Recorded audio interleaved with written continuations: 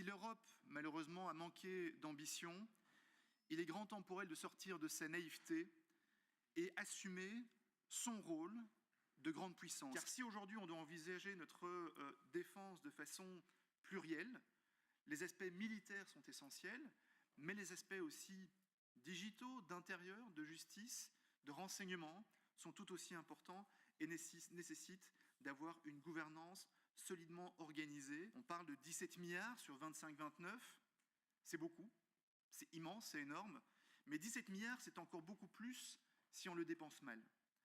Cette augmentation doit permettre de répondre évidemment aux exigences de l'OTAN en matière de matériel militaire, mais il est aussi essentiel que ces 17 milliards répondent à l'impérieuse nécessité de renforcer une véritable politique européenne de sécurité et de défense. Nous devons être plus volontaristes en cybersécurité, en protection des données, notamment en travaillant réellement sur la mise en place du cloud souverain, plus résilients aussi en matière énergétique ou encore de télécommunications. Il y a quelques semaines encore, ici au Parlement, nous parlions de la sécurité de la mer du Nord et notamment des câbles sous-marins. Ce sont des éléments qui sont évidemment essentiels.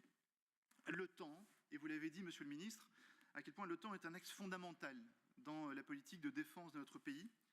Et malgré le questionnement légitime sur le devenir de l'OTAN, que nul ne peut prévoir aujourd'hui, eh bien, il est important que son fonctionnement, son rôle, reste au cœur de notre attention.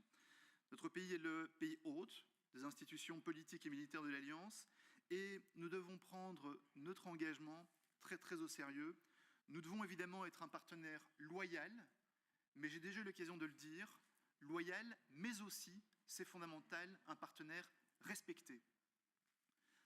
Deuxièmement, à côté de ce partenariat essentiel au cœur de l'OTAN, notre pays est un membre fondateur de l'Union européenne.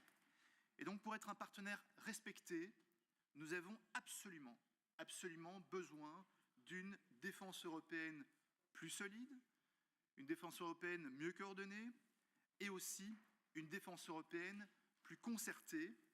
Si l'Europe, malheureusement, a manqué d'ambition, il est grand temps pour elle de sortir de sa naïveté et assumer son rôle de grande puissance.